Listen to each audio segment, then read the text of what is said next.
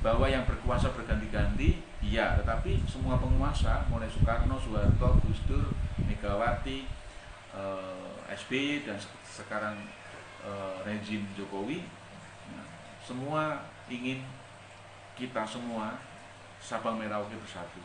Tidak ada rezim, tidak ada presiden, tidak ada pemerintah yang berkuasa yang ingin terpecah belah. Tidak.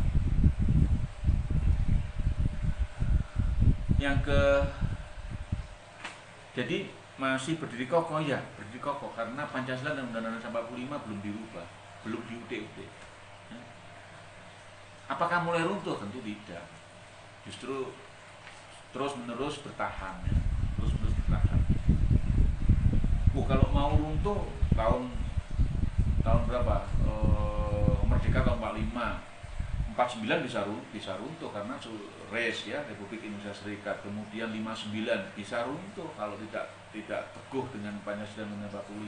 Kemudian 65 kita masih bertahan meskipun konflik seperti itu karena ada Pancasila dan Undang-Undang 45. Ya, kemudian 74, ya, peristiwa Malari sedemikian rupa, penolakan mahasiswa Indonesia terhadap investasi asing dalam ini Jepang, ya, waktu itu.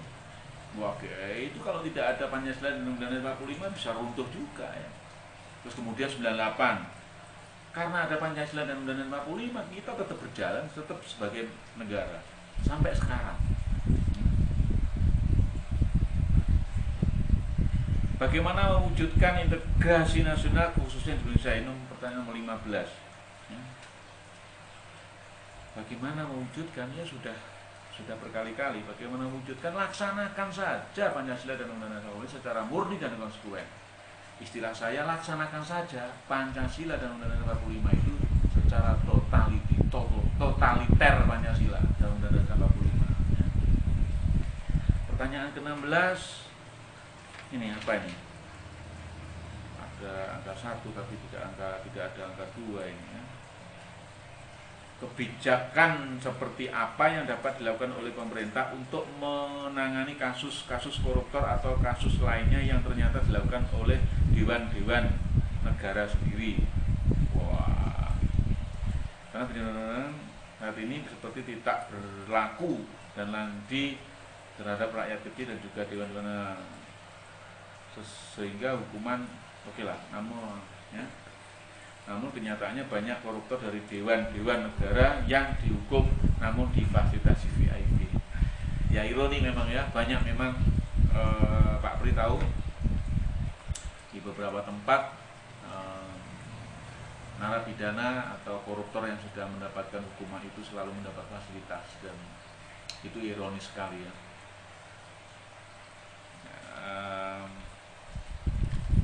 Ya tentu penguasanya yang harus itu.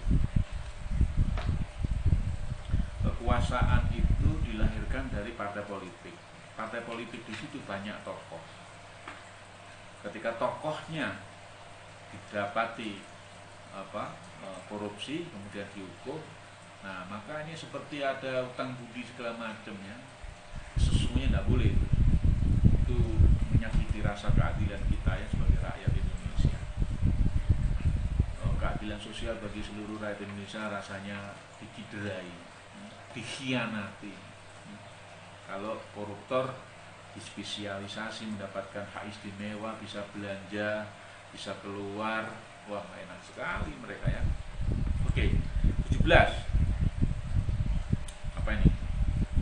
Apakah kejanggalan dalam suatu kasus yang diketahui masyarakat banyak, seperti contoh kejanggalan kasus penyiraman air keras terhadap Novel Baswedan, termasuk salah satu ancaman integrasi nasional? Ya, kalau sesuatu kasus hukum yang menjadi sorotan publik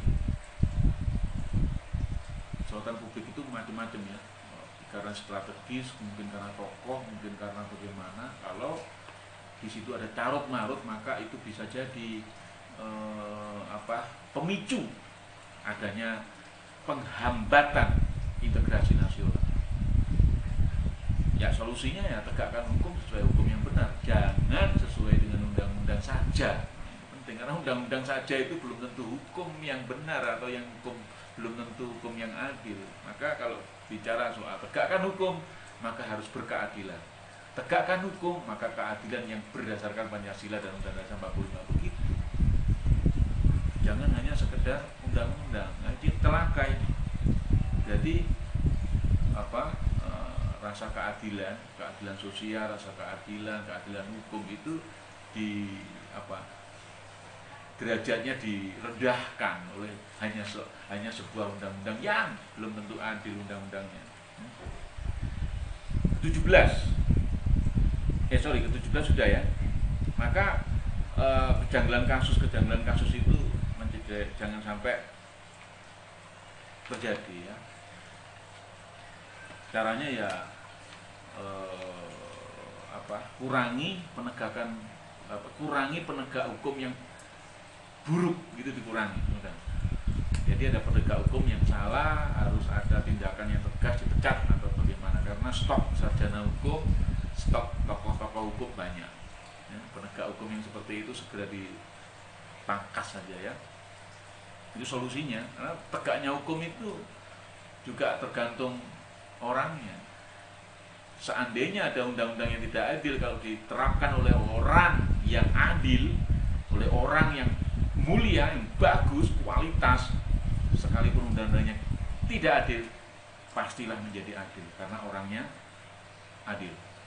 Tapi berbeda, seandainya pun undang-undang adil, kalau orangnya tidak adil, maka undang-undang yang adil tadi bisa disalahgunakan oleh orang yang tidak adil. Maka itu penegak hukum yang buruk itu segera dipangkas saja ya, supaya hukum di negeri kita tegak. 18 ingin mengajukan pertanyaan tentang integrasi nasional. Apa yang dimaksud ancaman militer dan kenapa terdapat ancaman militer dalam maupun luar negeri, dan bagaimana cara mengatasi ancaman baru? Di seluruh dunia mempunyai kekuatan militer. Sesungguhnya lahirnya militer itu berawal dari bagaimana mempertahankan eksistensi negara terhadap ancaman dari luar. Sebenarnya keberadaan militer itu, tetapi kemudian militer yang sesungguhnya hanya bertujuan untuk mempertahankan diri berubah, atau mungkin karena kepentingan sehingga malah menjajah misalnya ya. Agresi militer kepada negara lain misalnya. Nah itu padahal tujuannya sebenarnya militer, yang diadakan militer dari sebuah negara untuk bertahan gitu. Militer Singapura dilatih oleh Israel. Nah, seperti itu. Padahal Singapura negara sebesar itu, sekecil itu, sudah punya militer, kekuatannya seperti menyamai dengan negara yang lebih besar. Maksudnya apa itu? Maksudnya untuk agresi ke negara lain atau untuk mempertahankan Singapura? Itulah militer.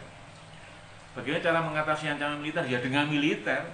Udah, apalagi kalau Indonesia sudah dalam sejarahnya militer dengan rakyat bersatu melawan militer negara lain.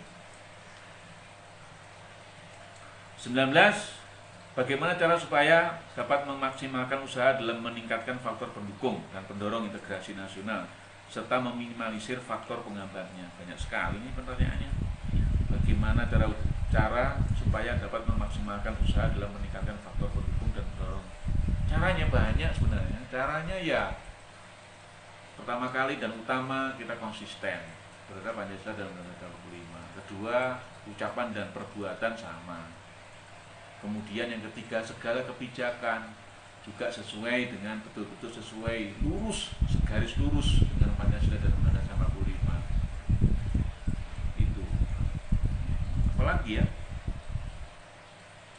Kalau faktor pendukung dan pendorong ya begini. Penguasa, kemudian partai politik, kemudian institusi-institusi politik itu harus menjadi teladan. Itu caranya. Jangan sampai memberi contoh ketidakadilan. Kalau memberi contoh ketidakadilan, maka rakyat akan bisa konflik terus, tidak ada hentinya. Bagaimana cara mewujudkan keadilan? Yang paling sederhana adalah jangan diskriminasi. Negara menerapkan sama. jangan ada diskriminasi. Kalau yang kaya datang dipersilakan, dilayani dengan baik. Ketika si miskin datang mungkin ya dipersulit, mungkin juga dihindari, malah ya silahkan staf saja yang yang melayani misalnya gitu. Dan masih banyak lagi ya. Ke-20, mengenai case tentang bahasa, yaitu kebanyakan orang tua zaman sekarang lebih menekankan bahasa asing pada anak-anak ketimbang mengenalkan bahasa Indonesia, dan juga beberapa orang lebih suka berbicara dengan mencampurkan bahasa Indonesia dengan bahasa asing, menjadikan mereka tidak tahu bagaimana cara menggunakan bahasa Indonesia yang baik dan benar. Karena melihat salah satu faktor pendukung integrasi nasional yaitu penggunaan bahasa Indonesia. Apakah hal tersebut menjadi penghambat integrasi nasional juga? Dan bagaimana Anda menanggapi bagaimana Anda, berarti saya ya, menanggapi studi case tersebut?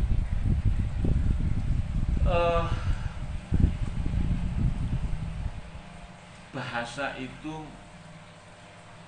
faktor utama untuk pemersatu, tapi juga menjadi penyebab utama juga terpecahnya sebuah negara. Seperti India sampai hari ini tidak punya bahasa nasional, malah bahasa resminya adalah bahasa Inggris. Kalau kita bahasa nasionalnya bahasa Indonesia, bahasa resminya juga pakai bahasa Indonesia.